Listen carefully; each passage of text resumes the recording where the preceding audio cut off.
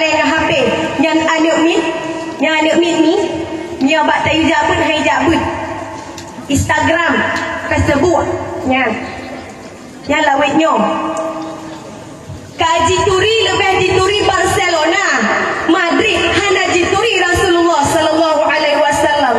Padahal Rasulullah yang pedang agama, yang pebaik akhlak katanya ban mandu. Golong hayulom dengan pemimpin, utak para pemimpin kabeh dicuci oleh kafir. Jipegat korupsi, jipegat suap, jipegat hal yang ada dalam nangronyo. Pakiban cara dengan Rasulullah keba akhlak yang mulia. Rasulullah kepegat Madinah Al-Munawwarah ke jalan yang gad. Asal kepedang kalimah La ilaha illallah Muhammadar Rasulullah.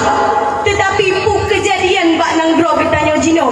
Tanggal 22 Oktober bak pura kemerdekaan. Anggota ormas yang kepenan dengan bronsur rela jitat kalimah La ilaha illallah.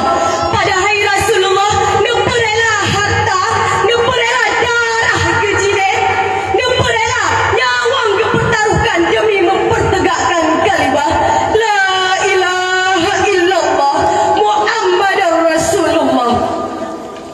Masya Allah, getanyo dari anak kaum muda benar tepai hati, benar sadar diri untuk hal demikian. Pukuh yang tak puputnya akan god uku, pukuh bro.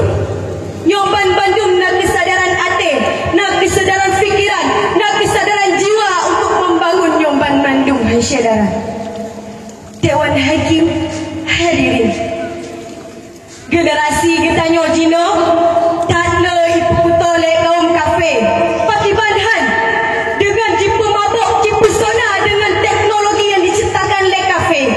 Jino agama Islam kah semakin merajalela. Anda patah kalau le mandung berita yang nak anak muda, maka dibaknya.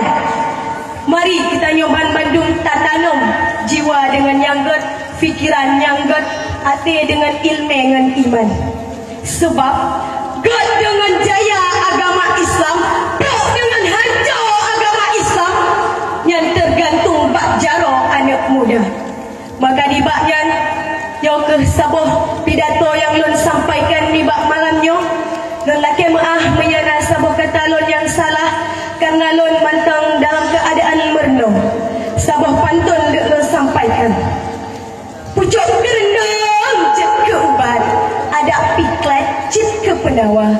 Nyokuh dari lun sebuah syarahan singkat pejet manfaat ke mandung syadara.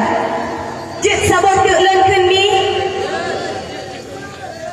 pat alu yang hana lintah, kecuali alu bili dengan alu mirah. Pat tumpolon yang hana salah, kecuali